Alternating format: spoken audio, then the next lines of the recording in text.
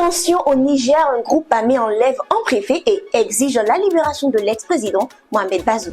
Vendredi 21 juin 2024, aux environs de 17h, heure locale, le préfet du département de Bilma, dans la région d'Argadez, au Niger, le commandant Amadou Torda, a été enlevé avec 4 de ses compagnons dans une délégation par un groupe de bandits armés. L'information a été confirmée samedi dans un communiqué du ministère de l'Intérieur et de la Sécurité publique.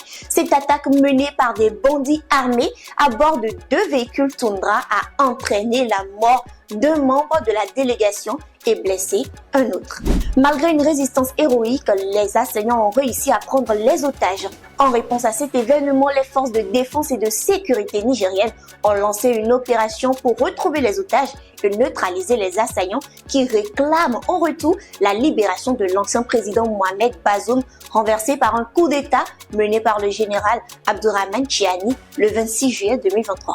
Mais alors, que sait-on réellement du groupe armé FPJ? Le Fonds patriotique pour la justice, FPJ, est un groupe politico-militaire dirigé par Mahamad Tori. Cet enlèvement marque la première apparition du FPJ. Mais pourquoi le commandant Amadou Torda est un otage clé? En effet, le commandant Torda est un otage clé puisqu'il est le patron d'une région très riche du Niger. Le département de Bilma est situé à l'extrême nord-est du pays et Bilma est un département vaste mais moins peuplé. L'une des potentialités les plus importantes de la région, c'est l'étendue du département et sa richesse en ressources naturelles. Le commandant Torda est à la tête d'un département vaste et qui regorge d'importantes ressources naturelles qui constituent des matières premières pour beaucoup de choses. Par exemple, le sable dont la qualité est avérée pour la fabrication des vitres, une importante quantité de ressources en eau souterraine et de très bonne qualité. Le sous-sol de Bilma regorge de ressources minières dont l'or, le pétrole, etc. Le département est aussi favorable en matière de développement des activités économiques telles que la culture, les dattes, l'exploitation de sel, du nacron, des petits commerces et le transport qui rapporte beaucoup aux usagers du domaine. Quel est alors le lien entre l'enlèvement du préfet et la libération de l'ex-président Bazoum? La demande de libération de Mohamed Bazoum par le FPJ s'explique par plusieurs raisons.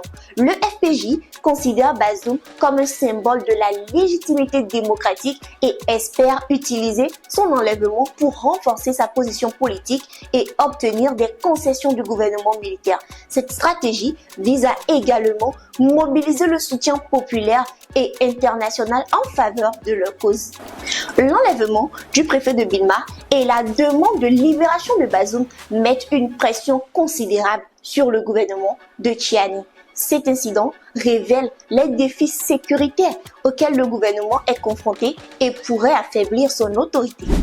Quelle sera la décision du général Tiani face à cette demande? La situation politique au Niger reste à surveiller de près et le général Tiani est sollicité sur de nombreux sujets préoccupants actuellement.